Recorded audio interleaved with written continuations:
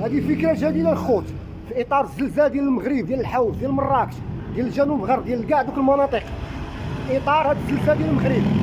شكرا للمواطنين.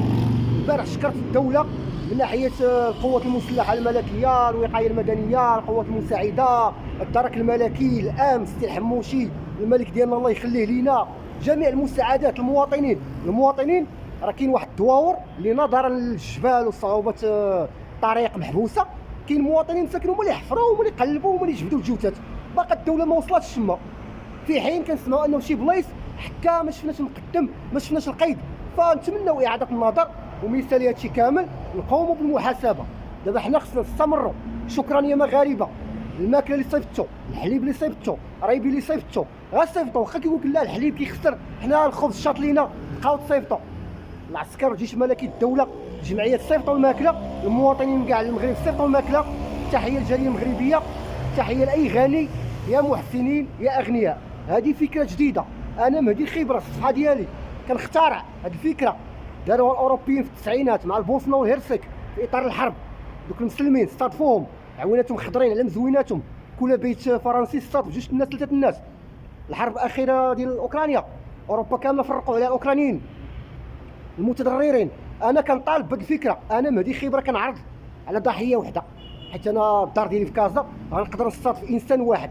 فاللي عنده شي بيت مغربي في كاع المدن المغربيه الكبرى اللي ما تقاتش بالزلزال، وفي اي مدينه في المغرب ما تقاتش بالزلزال، نرحبوا بدوك الناس.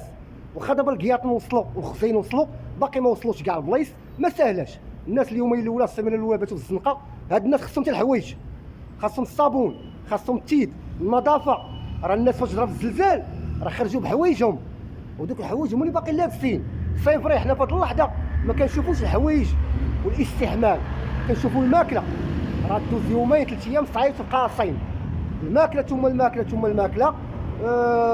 ونتمناو هادشي يتسرع، لا من طرف الدوله ولا المواطنين ولا المحسنين. يا اغنياء يا اغنياء، يا جاليه مغربيه، يا محسنين، يا اي مغربي يقدر يساهم بدرهم، كملوا نبينوا ديما المغرب الكرام كرام كرام، الاخوه بيناتنا، المسلمين، العرب، الامازيغ.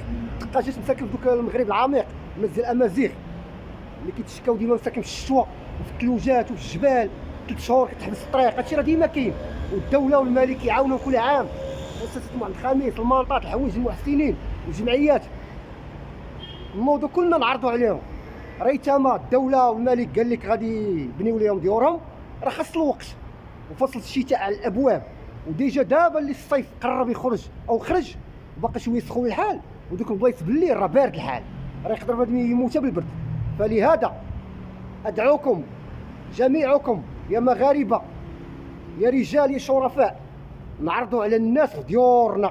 دوك الناس اللي ماتوا لهم والديهم وولادهم، بقى واحد 16 عائله كل ما تبقى فيها واحد، الولاد ماتوا، 3 الولاد ماتوا، 3 البنات ماتوا، دوك اللي بقاو حيين نفرتكوهم.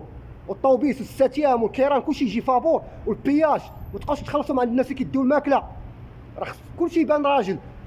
هذه هي الفكره ديال الفلوق، نستضفوا ضحايا ديال الحوز، ديال اقليم الحوز، الناس ديال الشلوح، البرابره، تمازيغ. حنا المسلمين العرب خوت بيناتنا، الامازيغ، مغرب واحد، ملك واحد، لا اله الا الله. نستضفوهم في بيوتنا عفوا نعرضوا عليهم.